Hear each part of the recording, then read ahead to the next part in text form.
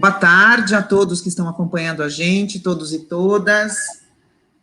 Essa é a primeira live aberta do programa Mira, Juntos pela Leitura. A gente fez a semana passada uma live fechada, exclusiva aos voluntários, e a partir dessa semana a gente está fazendo uma live aberta para o público em geral, que vai se chamar Mira Convida, e a nossa primeira live tem como convidada Pilar Lacerda, que já está aqui com a gente. Boa tarde, olá. Pilar. Boa tarde todo mundo. Para quem ainda não conhece a Pilar, eu vou fazer uma breve apresentação dela. O tema dessa nossa live de hoje é Leitura, Escola e Família. Então, vamos lá. A Pilar é mineira, graduada em História pela UFMG e especialista em Sistemas Educacionais pela PUC de Minas Gerais. Ela foi diretora do Centro de Formação de Profissionais da Educação e secretária municipal de Educação em Belo Horizonte. Foi presidente nacional da Undime, União Nacional dos Dirigentes Municipais de Educação, onde ela liderou o movimento nacional em defesa dos recursos do Fundeb para a educação infantil. Entre 2007 e 2012, ela foi secretária de Educação Básica do Ministério da Educação.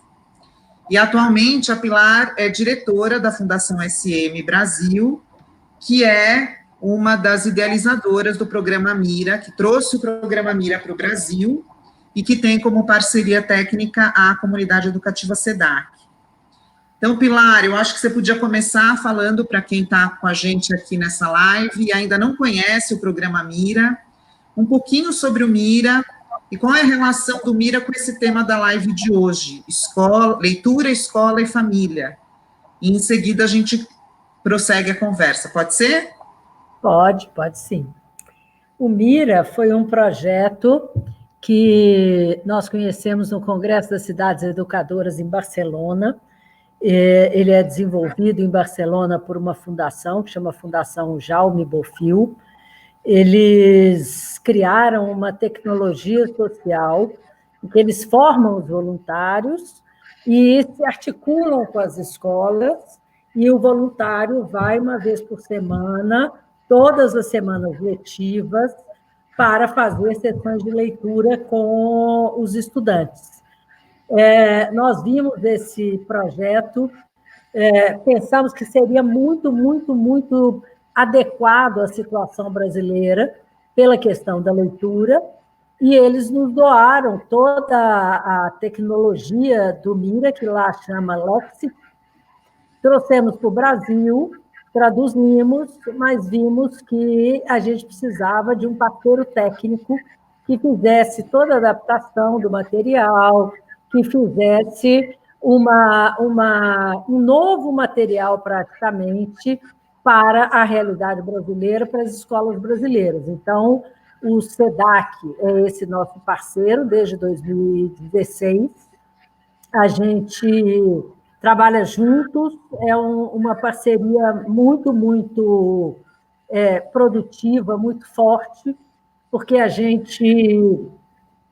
nós temos, tanto SEDAC quanto Fundação SM, nós temos muitas coisas em comum, então tem sido uma descoberta, um aprendizado constante da equipe, conhecer a realidade dessas escolas públicas, não em uma visita ou outra, mas conhecer essa realidade no seu cotidiano, poder adaptar o trabalho. Agora, o que eu acho o melhor de tudo, né, Cris, é como a gente tem visto bons resultados.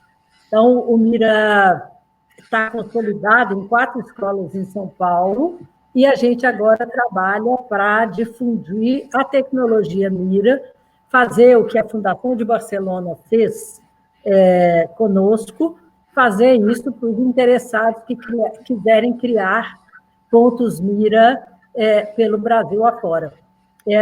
Os resultados, cada pessoa que conhece os resultados fica muito encantada com essa capacidade de melhorar a capacidade leitora né, das crianças de quarto, quinto e sexto anos. Seriam as crianças de 9, 10 e 11 anos, ou 10, 11 e 12 anos no ensino fundamental. Muito bem, Pilar. Eu acho importante dizer para quem está chegando agora, né, que essa live é uma live aberta, promovida pelo programa Mira.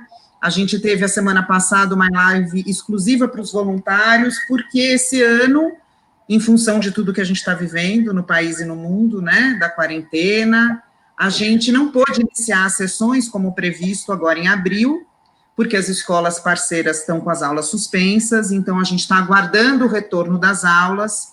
E enquanto as aulas não iniciam, a gente deu início com os voluntários a algumas lives, alguns encontros online, para continuar discutindo leitura, literatura, e a live de hoje tem como tema leitura, escola e família, porque o Mira, como a Pilar estava explicando, envolve todas essas instâncias, né? O Mira trabalha com voluntários, fazendo leituras nas escolas parceiras, em sessões que duram 1 hora. A família da criança que é atendida precisa autorizar essa participação dela nas sessões de leitura. Então, nós temos os profissionais da escola, os professores de quarto, quinto, sexto ano, a coordenação e a direção da escola, que entram pelo projeto a partir de um edital, né? Então, eles estão participando com a gente do programa, a criança, a família e o voluntário. E para ser um voluntário Mira, é preciso gostar de ler, e querer compartilhar 1 hora da sua semana de leitura com uma criança nessa faixa etária, né? Então, é um programa que envolve, de alguma maneira, escola e família, né? E aí, a gente tem um provérbio que a gente costuma dizer que é um dos lemas do Mira, né? Que a gente costuma falar muito nas nossas formações, que diz assim, é preciso toda uma aldeia para educar uma criança. E aí, a partir desse provérbio, eu queria que você falasse um pouco, Pilar, sobre a importância dessa integração comunidade-escola. A gente vê que os nossos voluntários, muitos, se mantêm muito distante da realidade de uma escola pública, né? E estar dentro da escola 1 vez por semana, acompanhando a rotina daquela escola e vendo como funciona, mobiliza uma série de outras coisas para além daquela sessão de leitura que ele está desenvolvendo com a criança. Eu queria que você falasse um pouquinho disso, dessa interação escola e comunidade, tendo Mira como ponto de partida, mas não só. O que, na verdade, hoje, passados 6 anos que nós conhecemos esse projeto, eu entendo cada vez mais que ele chamou tanto a nossa atenção porque ele tem tudo a ver com os conceitos de educação integral. E quando a gente fala de educação integral, nós não estamos falando de mais tempo, pode ter mais tempo, mas nós estamos falando de uma concepção de escola que parte de saber e conhecer cada estudante que está ali. E a outra questão da educação integral é que a gente sabe que para a formação das crianças tem que ter outros agentes além de professores. Não porque os professores não dão conta, mas é porque esse provérbio africano, ele sintetiza muito dessa concepção de educação integral. É preciso que todas as pessoas se envolvam na formação e na educação das nossas crianças. E com a saída da classe média da escola pública a partir dos anos 70, 80, a escola brasileira, hoje ela é pública, mas ela não é o público para todos. Ela cada dia vira mais uma escola pública para pobres. Então, esse esforço que a gente tem que fazer de lembrar que a escola pública é uma fábrica de democracia, porque todo mundo convive ali, porque você conhece outras realidades, outras religiões, outras pessoas. Esse esforço está sendo muito difícil, porque a gente cada vez mais segrega crianças de classe média por um lado, crianças da elite para o outro, crianças pobres para o outro. E, com isso, o desconhecimento sobre a qualidade da escola pública é cada vez maior. Né? Outro dia me dizia uma professora que todo mundo que ela conhece que fala mal da escola pública não conhece a escola pública. E que é mais ou menos a questão do SUS. Agora que estamos vivendo em épocas de pandemia de Covid-19, né, as pessoas estão percebendo como é que o SUS funciona. Então, a gente tem que conhecer, primeiro, porque é direito. Nós todos pagamos impostos e esses impostos sustentam estes serviços públicos. Quanto mais a gente tiver por perto, quanto mais a gente usufruir deste direito, né, melhores as condições para que aquele espaço melhore. E aí, o Mira, quando ele leva um adulto que passa por uma formação, não é, eu queria ir mesmo para uma criança, não é assim. Né? Nós temos um processo de formação, nós temos um processo de seleção, a gente é muito rigoroso, com toda a razão, porque é para lidar com criança, a gente vai dialogar com a escola, a gente vai dialogar com os pais. Então, a gente começa a tecer essa rede dessa aldeia e os voluntários, que, em sua maioria, ou não têm filhos, ou não têm filhos nas escolas públicas, ou não vão às escolas públicas, eles começam a conhecer esse espaço. E aí, ao conhecer esse espaço, eles também vão criando uma empatia de ver as dificuldades. Nós, né, Cris, eu e você já passamos por 2, 3 situações, mesmo sendo as duas profundas conhecedoras e frequentadoras de escolas públicas, a gente se depara com uma dificuldade que, quando eu era professora, eu não enfrentava. Então, com o aumento da pobreza, a agudização da concentração de renda na mão de poucos, essa questão da violência, isso tudo vai ficando claro. E quando você começa a frequentar essa escola, você também começa a ver, né, na maioria das vezes, como ela funciona bem, como ela tem uma diretora totalmente engajada, como tem uma equipe de professores que, na sua maioria, está ali todo dia garantindo o direito à aprendizagem daquelas crianças. Então, o Mira tem essa cor de educação integral, porque ele não quer substituir a escola, ele não quer substituir o professor, o que a gente quer é aportar novas coisas e contribuir para tornar o trabalho do professor mais leve, né, para que haja mais interlocutores ali dentro da escola. Acho que essa sua fala, Pilar, nos remete de volta ao contexto que a gente vive nesse momento, né, no país, com as aulas suspensas nas escolas e as crianças em casa com a família, né, algumas delas vivendo a experiência da educação à distância, outras, diria que a maioria não, porque não tem acesso, muitas não têm acesso, né, e tem se discutido muito nas redes sociais, em artigos, a gente tem voltado a escutar muito a discussão sobre a função do professor e a função da família na educação da criança, né? No Mira, a gente também ouve muito essa dúvida, os voluntários nos trazem, as pessoas que ainda não conhecem o programa, mas nós vamos substituir o professor? Essa hora que a criança fica fora da sala de aula vai ser reposta, né? E aí a gente sempre diz que essa hora que ela fica fora da sala de aula para fazer a sessão não é uma hora que ela está perdendo de aula, né? É uma hora que ela está ganhando um conteúdo sendo tratado de uma outra forma, né? Uma experiência que é realizada com a anuência do professor e da gestão da escola, mas muitas vezes se mistura essa função da escola, da família, do professor e de quem não é professor, como se a educação fosse um espaço onde todo mundo pudesse opinar e pudesse dizer o que fazer e como fazer, né? É claro que essa não é a realidade do Mira, mas tem se discutido muito isso com as crianças agora em casa e a família tendo que se responsabilizar por algumas coisas que antes a criança podia contar mais com o apoio da escola. Queria que você falasse um pouquinho sobre esse conceito de educação integral nessa realidade que a gente vive agora, né, em que a escola está, de alguma maneira, vivendo uma suspensão, né, ou tendo que se adaptar a essa realidade, e a família tendo que assumir alguns papéis diante de outras demandas que aparecem, né, os pais trabalhando em casa, enfim, uma série de coisas que a gente não estava preparado para lidar. Então, como é que fica esse conceito de educação integral nessa realidade que a gente vive hoje, com a quarentena, com essa pandemia e as crianças em casa?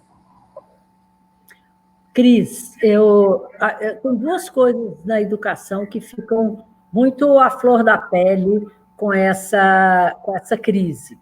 Uma é que nós, educadores, eu acho que agora a saúde entende o que nós, educadores, passamos há muito tempo, que é a quantidade de palpiteiro, né, dando e orientando políticas educacionais. Eu fico vendo hoje que nós temos milhões de médicos no Brasil, né, as pessoas discutem tratamento, desconhecem a ciência, substituem médicos por outras coisas e etc. E isso acontece muito na educação básica, né?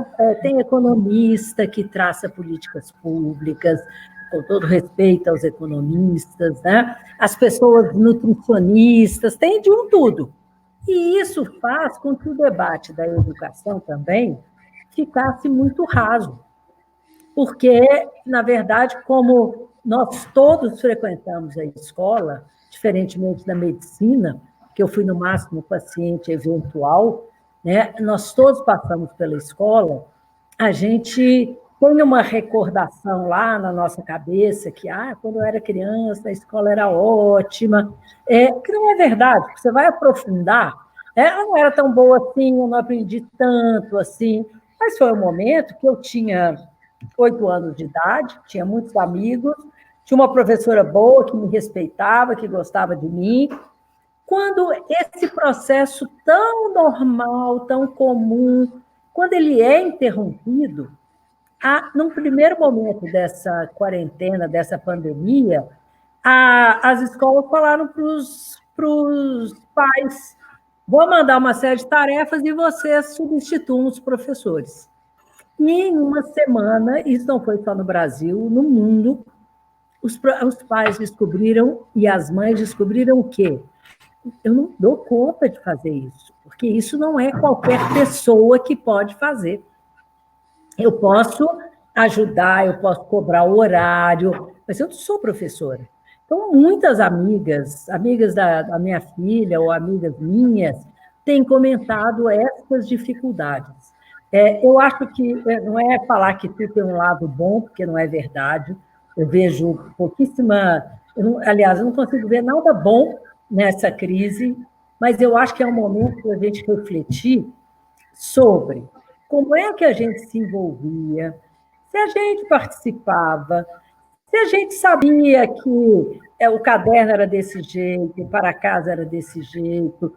Tem pais que dizem: eu não quero e não gosto de fazer para casa com as crianças.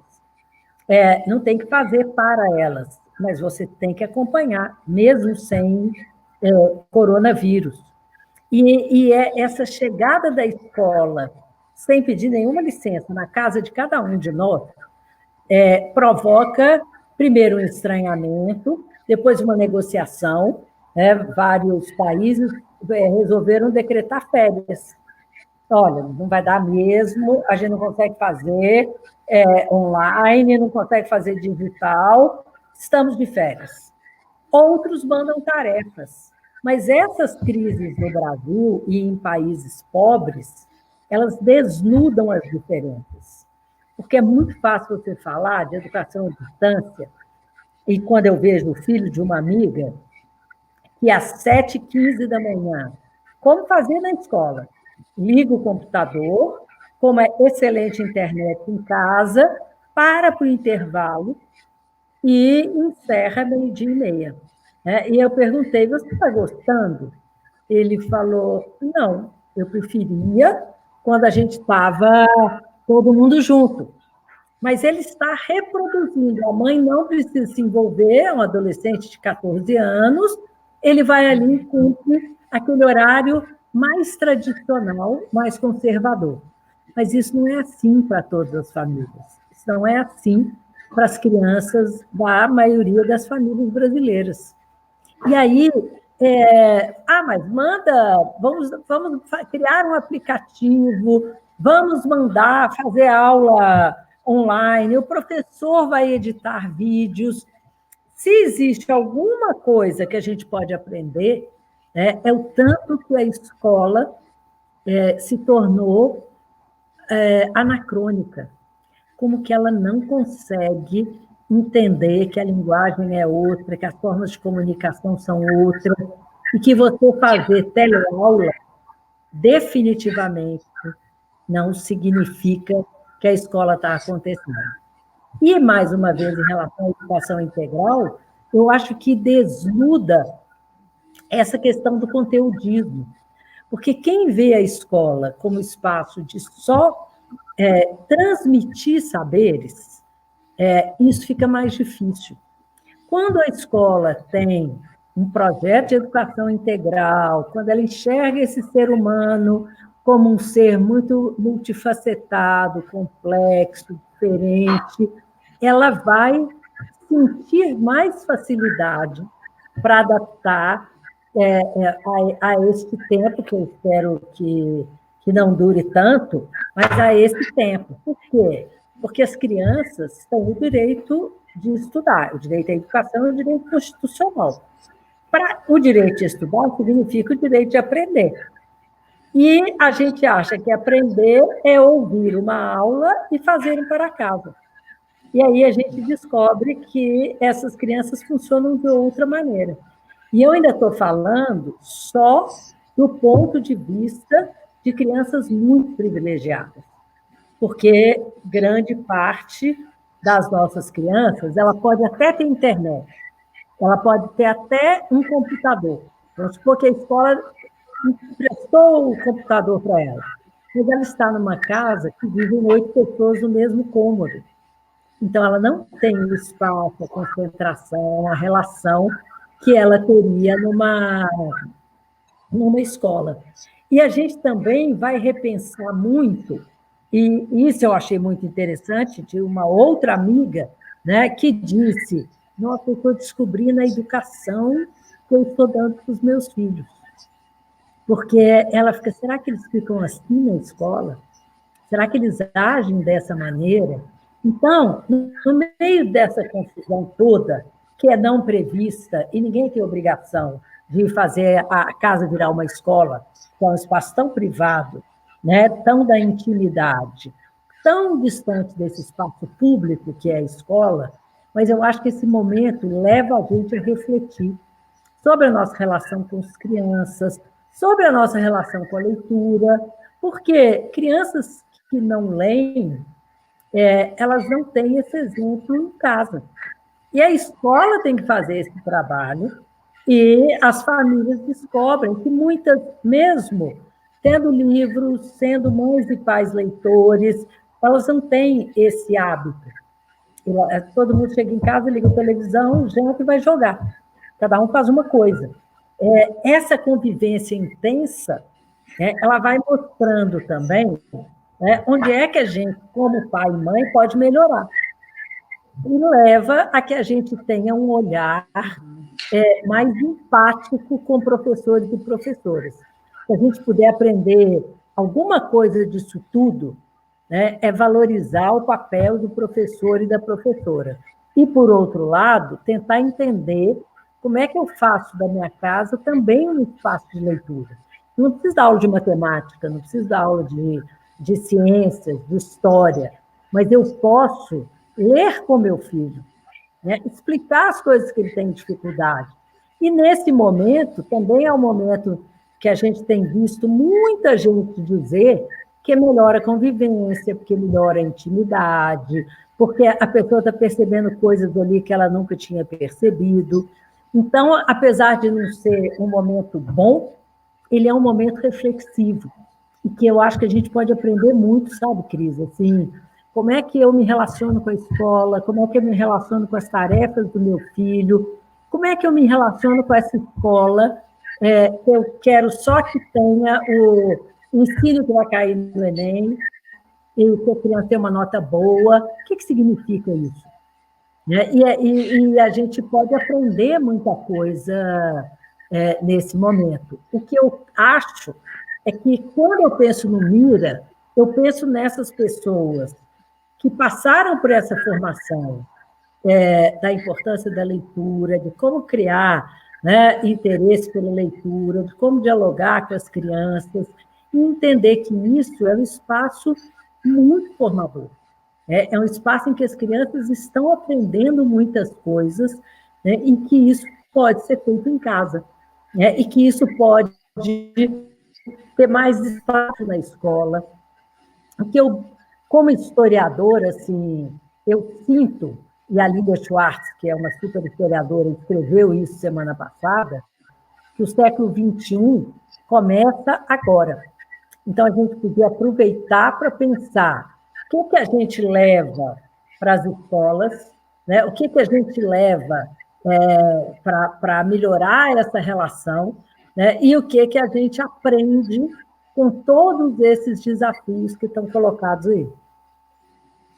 Pilar, durante a sua fala, eu acho que você acabou respondendo uma pergunta que apareceu aqui da Maria das Dores, que diz assim: quando se fala em EAD, né, educação à distância, o que fazer com as famílias que não têm recursos mínimos, não têm como acompanhar os conteúdos escolares, haverá prejuízos pedagógicos? Acredito que você já tenha dado a resposta na sua fala, não sei se você quer complementar um pouco mais. Ela está apontando o tamanho da desigualdade social que tem no nosso país e como isso afeta a educação e como isso agora aparece de uma maneira ainda mais gritante, né? Maria das Dores, eu acho que essa é uma grande questão. A gente não pode perder de vista que nós temos que garantir o direito à educação para todos. E aí você tem razão, assim, não é todo mundo que tem acesso às ferramentas necessárias para a EAD. A gente, por exemplo, eu penso que o Enem esse ano, a gente tem que mudar de data, porque enquanto as crianças, os jovens de classe média e da elite estão lá dentro de casa tendo acesso a todo tipo de conexões possíveis, né, os jovens pobres não estão. Então, não dá para daqui a 4, 5 meses você fazer uma prova que cobre o mesmo de pessoas que viveram coisas tão diferentes. E aí, sobre a questão da EAD, tem que servir também para a gente pensar o que o Estado, o que o poder público pode fazer como política pública para que essas situações não nos peguem mais tão de surpresa. A questão da internet, desde os anos 90, final dos anos 90, a gente começou a falar de um fundo que chamava FUST, que era o fundo que ia levar a internet para todo mundo, e a gente não consegue chegar lá, né? Já se passaram quase 30 anos dessa discussão, e se você não tiver acesso gratuito à internet, essas crianças não têm acesso a EAD. E a gente tem que lembrar também que EAD também é um conceito muito largo. Tanto pode ser o curso de espanhol que eu faço pelo computador, isso é EAD, como pode ser um caderninho que a professora escreveu, né? O que ele deve ler, onde que ele deve consultar, o que ele deve escrever, e que ele pode fazer até sem acesso à internet.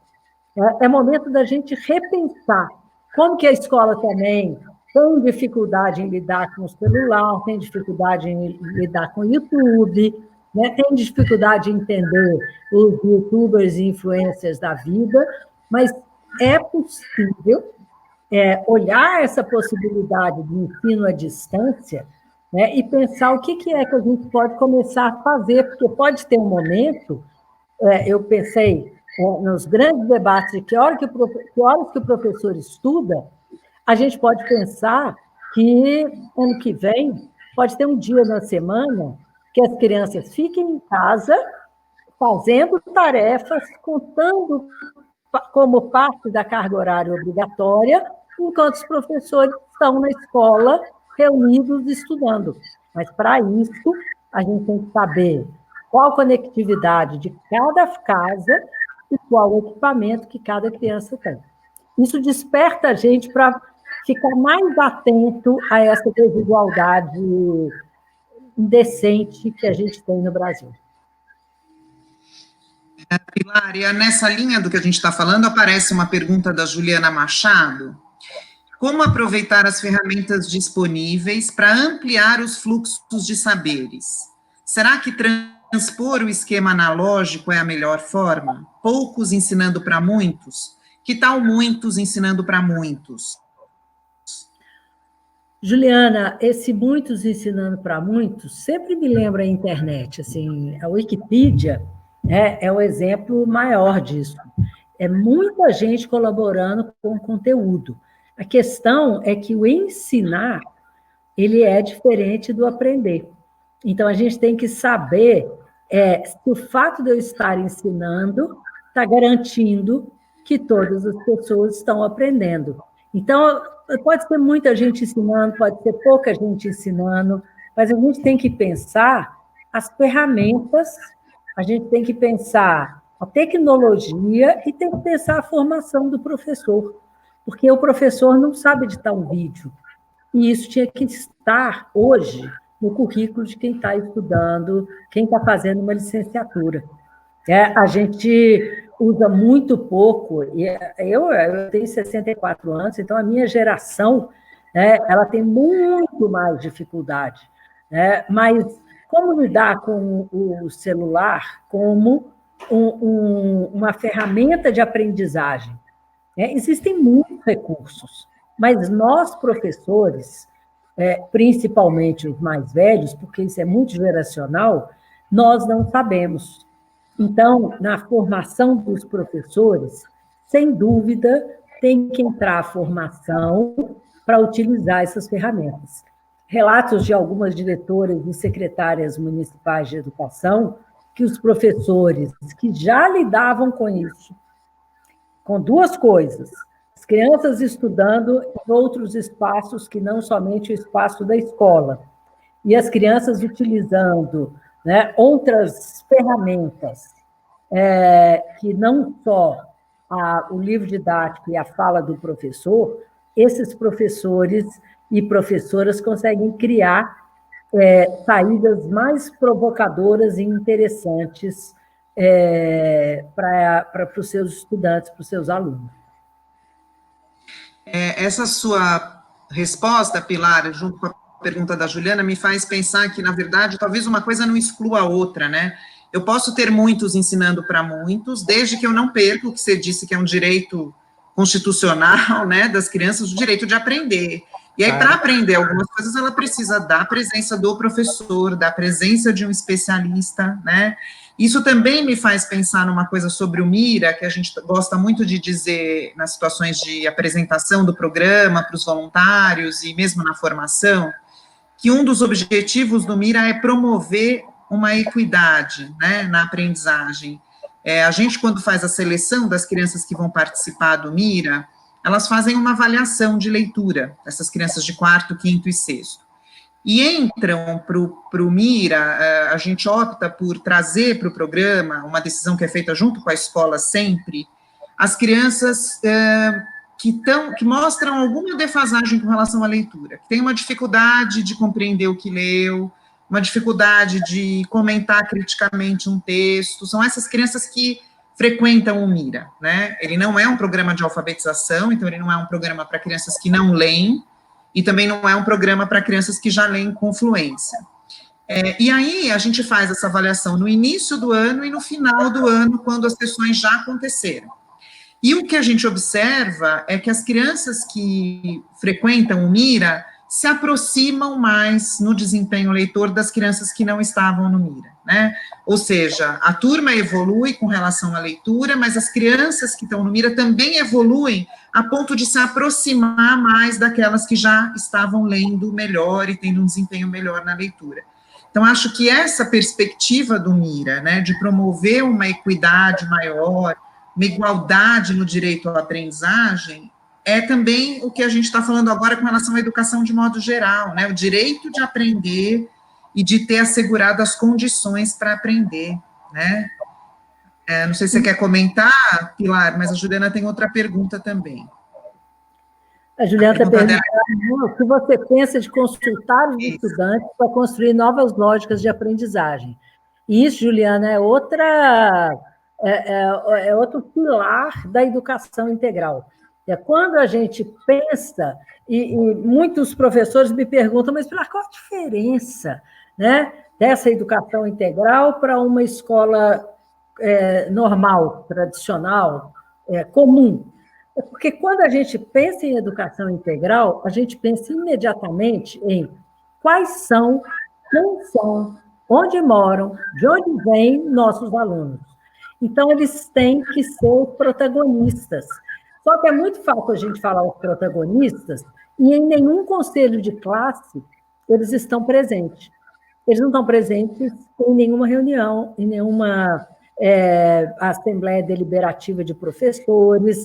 A gente escuta muito pouco. Então, quando a gente começa efetivamente, a partir de assembleias escolares e de várias outras metodologias que existem, escutar e saber quem são esses estudantes, eu consigo desenhar, né, um projeto de aprendizagem para ele que parta desta realidade. Eu vou te dar um exemplo, Juliana, que eu com 25 anos de sala de aula, passei muitas vezes. A gente reclamava de alunos que os cadernos tinham orelha. Não sei se vocês lembram, né, gente? O caderno, que é uma coisa também muito da nossa geração, eles ficavam dobrados aqui assim, eu como uma canhota, sempre tive esse problema, e as professoras achavam que você era um aluno descuidado. Aí, uma vez, um aluno me procurou e perguntou, professora, tem muita carteira estragada ali atrás da escola, você pode me emprestar, me dar um tampo de mesa? Eu olhei para ele e falei, mas, Alexandre, para que você quer um tampo de mesa? Ele falou, porque na minha casa não tem mesa. E ele estava no terceiro ano do ensino médio. E ele estudava nessa escola desde o sexto ano. Ninguém nunca tinha se preocupado em saber quais as condições de estudo que esse jovem tinha. E é claro, nosso distanciamento, às vezes, de classe média é tão grande, né, que eu perguntei, e me arrependo dessa pergunta, mas me ensinou muito. Falei, Alexandre, mas como vocês comem? E ele me olhou e falou, na mão, porque nós moramos 10 em um cômodo. Se tiver mesa, não tem lugar para todo mundo dormir. Então, o que ele queria? Um espaço, um pedaço de madeira que ele pudesse apoiar esse caderno. Que durante muito tempo deve ter tido muito professor achando que ele era desmazelado, que ele não ligava, que ele tinha uma mãe que ficava tomando conta, mas, na verdade, ele não tinha mesa. E a educação integral, ela parte disso. Quem é este estudante? De onde que ele vem? Com quem ele mora? Então, quanto mais a gente escutar, quanto mais escutar de verdade, né? Ter roda de conversa, ter tutoria. Às vezes eu não consigo acompanhar 200 alunos, mas nós podemos dividir os professores, né? E eu posso acompanhar muito de perto 15. E quando tem alguma dúvida a respeito de um ou outro estudante, as pessoas sabem, Pilar é a tutora desse menino, né, desse estudante. E aí a gente vai criando um outro vínculo, entendendo melhor, porque quando ele fala, ele é levado em consideração. Então, é bem bacana agora, né, que a gente possa escutar e perguntar como é que vocês estão estudando? Em quais condições? Porque a outra coisa do Mira que eu gosto muito é porque essa convivência de uma hora por semana de um adulto que se dedica, né, a estar com aquela criança, ele também vai conhecendo. Então, às vezes, coisa que a escola não conhece. E ela fala, olha, ela não dorme porque tem um adulto que molesta. A gente não sabe dessas coisas. Né? E aí, o Mira, ao provocar essa convivência, às vezes pelo que a criança quer ler, você descobre que ela gosta mais, você descobre que ela gosta menos, e isso é muito definidor, né, de como será esse processo de aprendizagem. Todo mundo lembra, em algum momento da vida, que teve um professor que parou e falou, eu não sei matemática. Ela falou, você vai saber porque eu vou te ensinar. E quando ele olhou e descobriu a minha pessoa, eu tenho uma outra relação com ele e passo a ter uma outra relação com o conhecimento. Então, esse é um ponto central do Mira, da educação integral e de qualquer projeto educacional, né, que leve muito a sério essa questão do direito à educação. Só lembrando, Pilar, que no Mira também a questão de ouvir o que os estudantes trazem, ela é fundamental, porque as sessões de leitura, elas duram 1 hora, e durante essa 1 hora, não necessariamente o voluntário passa 1 hora toda lendo com a criança, ou a criança lendo, ele lendo. Há um momento sempre muito esperado de conversar sobre o que se leu, né? A gente sabe hoje já muito, a partir de muitas pesquisas sobre leitura, que quando a gente conversa sobre um livro, é como se a gente estivesse lendo ele de novo, né? E no Mira isso acontece muito. Então, a gente lê um conto e conversa sobre o conto. Às vezes, interrompe a leitura e conversa, porque naquela 1 hora cabe a conversa e cabe escutar o que os estudantes estão dizendo e têm a dizer, né? A pergunta da Juliana me fez lembrar também uma outra instância, que acho que era bacana você comentar, Pilar, que é uma instância criada justamente para ouvir os estudantes, e recentemente eu ouvi um absurdo, assim, de uma coordenadora de uma escola, enfim, onde eu fui conhecer, e eu fiz uma pergunta, a escola tem Grêmio? Né, tem o Grêmio estudantil? Ela falou, não tem e não vai ter, não tem previsão de ter. Para aquela coordenadora, o Grêmio era uma coisa que atrapalhava, né? Ela dizia, não, os alunos já têm uma ótima relação com a direção da escola, não é preciso o Grêmio. E aquilo me assustou muito, né? Porque eu falei, bom, mas o Grêmio não é só um canal com a direção, o Grêmio é uma instância em que os alunos também podem colocar suas demandas, descobrir demandas, ter voz. Então, acho que essa pergunta da Juliana de consultar os estudantes me fez lembrar o Grêmio, assim, essa instância na escola que talvez tenha se perdido um pouco, e que algumas escolas veem com maus olhos, porque, afinal, para que o Grêmio, né? Não sei se isso é uma coisa que você gostaria de comentar um pouquinho, Pilar. Eu gosto, eu acho o Grêmio fundamental, assim, tem que ter, porque o Grêmio, se eu, como tutora, posso ter uma escuta mais individualizada com um aluno, o Grêmio vai ser a representação do grupo de alunos. Então, o horário da festa, o horário da reunião, o horário que os pais irão, essas decisões têm que ser tomadas com a escuta e a participação dos alunos. Escolas que eu visito hoje, que têm a proposta de educação integral, né, eu sempre lembro de uma de Manaus, mas tem muitas, tem assembleias escolares ao final do dia, onde os meninos, no começo, a própria diretora tinha que fazer uma pauta, porque eles não sabiam bem o que eles podiam ou não falar, eles foram descobrindo que eles podiam falar qualquer coisa, que eles não seriam punidos, eles não seriam ridicularizados, eles seriam ouvidos, e que as coisas mudariam, que isso é que é o mais importante, a partir dessa assembleia. Então, o horário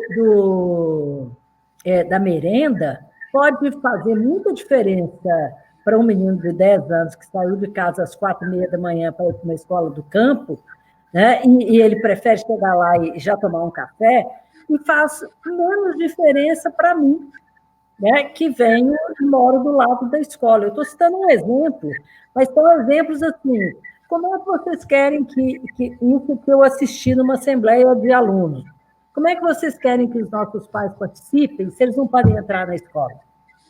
Porque o portão estava trancado.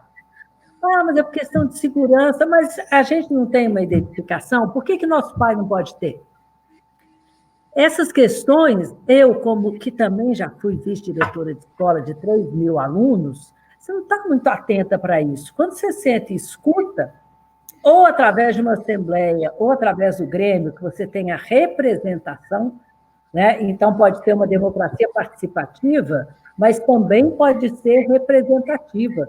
E, ao fazer isso, as crianças também entendem como funciona a democracia.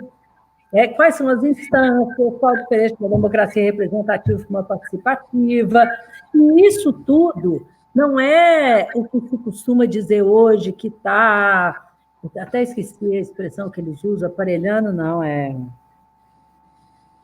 instrumentalizando, como é que fala, gente? Que eles acusam que a escola, em vez de ensinar, está aparelhando, enfim, isso tem nada a ver, isso tem a ver com aprendizagem. Como que eu posso respeitar o diferente se eu nem sei qual a dificuldade que aquele meu colega tem? Então, quanto mais a gente escutar, quanto a gente tiver disposição para ouvir, porque a gente já ouve, já escuta o outro com a resposta pronta, já vem ele pedindo a mesma coisa, e aí vem uma questão da leitura que, para mim, é muito importante. A leitura me dá capacidade de análise, me dá capacidade de conhecer outros mundos, me dá capacidade de interpretação, como é difícil hoje trabalhar e conversar e andar numa sociedade que não tem interpretação do texto.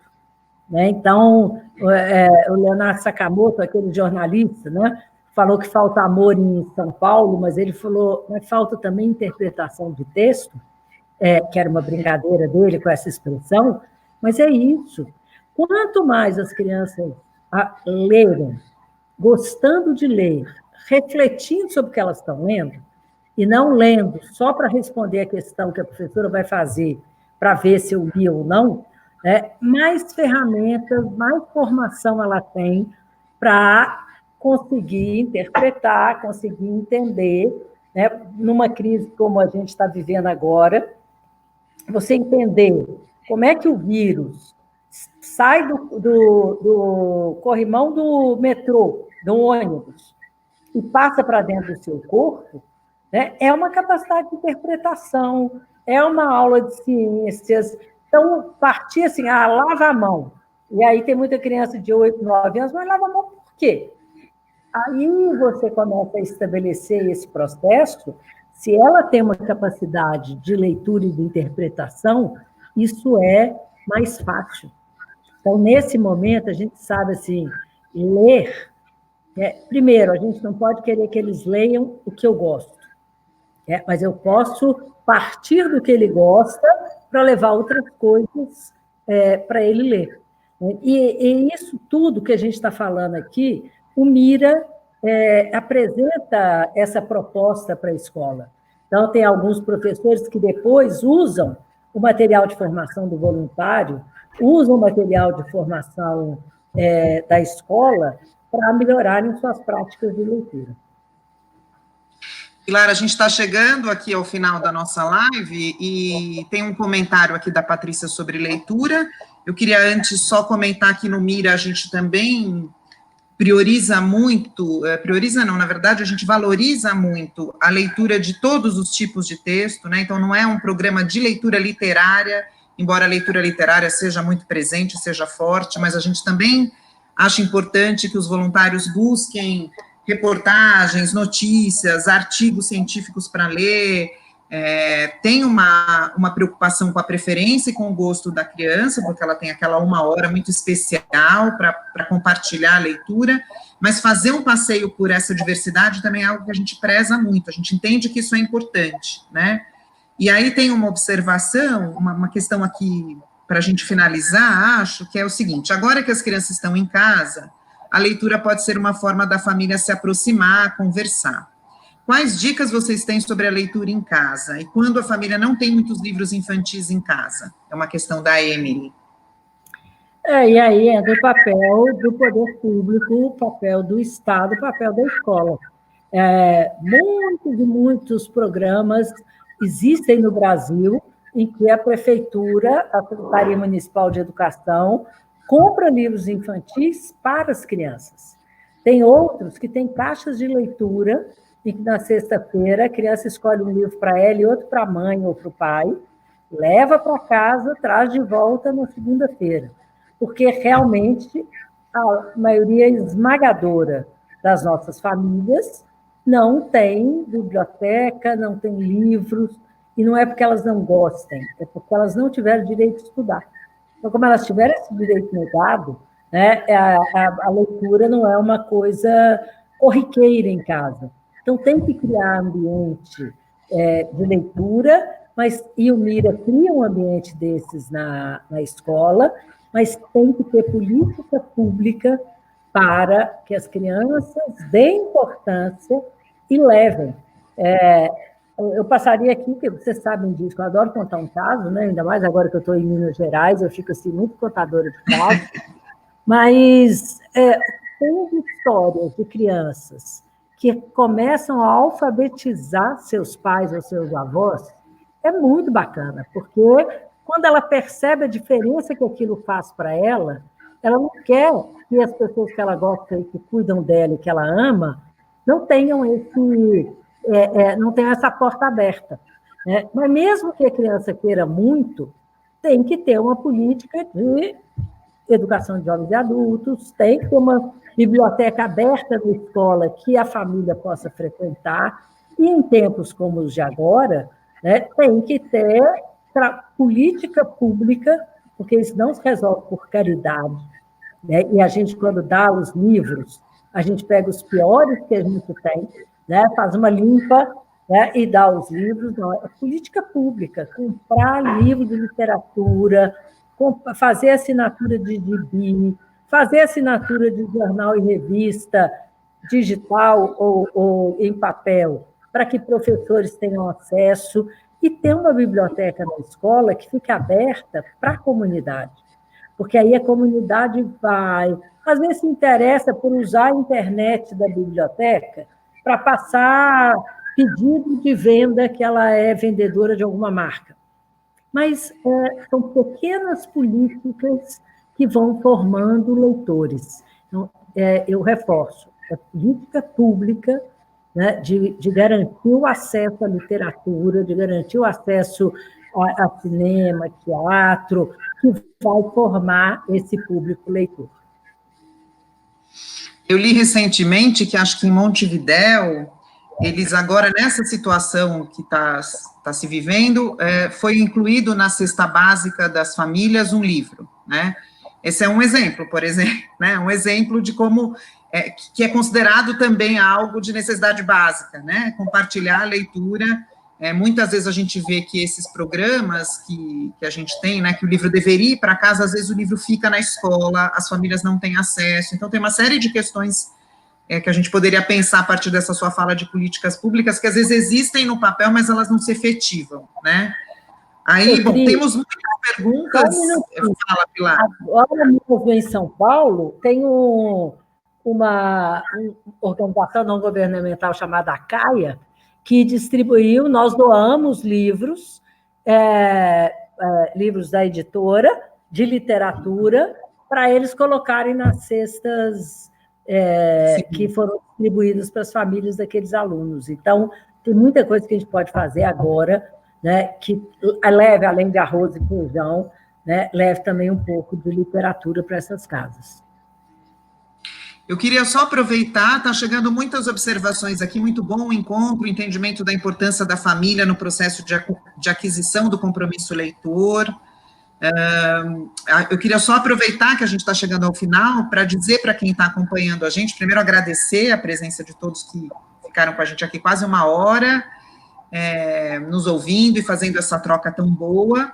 A gente vai ter mais uma live do Mira aberta ao público, que a gente está chamando de Mira Convida, né? Vai ser no dia, deixa eu só confirmar aqui, eu acho que é dia 28. Isso, dia 28 de abril, às 15 horas, no mesmo horário que a gente fez essa, e a gente vai ter o Renato Morricone, que é um autor, ilustrador de livros infantis, não só infantis, mas muitos infantis, e a editora Isabel Malzoni, que é editora da Caixote. Os dois vão falar sobre a leitura no suporte impresso e no suporte digital, né, que é algo também que é importante não só para os voluntários Mira, que também usam muito outros suportes além do livro, mas para todos que quiserem participar com a gente dessa conversa. Então, dia 28, às 15 horas, vai ser da mesma forma que a gente fez aqui. A gente envia para os voluntários o link, para vocês é só entrar na página do Facebook ou do SEDAC ou da Fundação SM para participar com a gente dessa próxima live. Pilar, quero te agradecer mais uma vez, acho que foi super esclarecedora a conversa, teve muitos comentários que infelizmente não deu aqui para a gente ler, vai aparecendo tudo simultaneamente, mas vão ficar registrados, a gente depois pode responder individualmente, e convidar todos para a nossa próxima, no dia 28 de abril, às 15 horas. Obrigada, Pilar. Obrigada, Cris. Beijo para todo mundo. Beijo, gente. Tchau, tchau.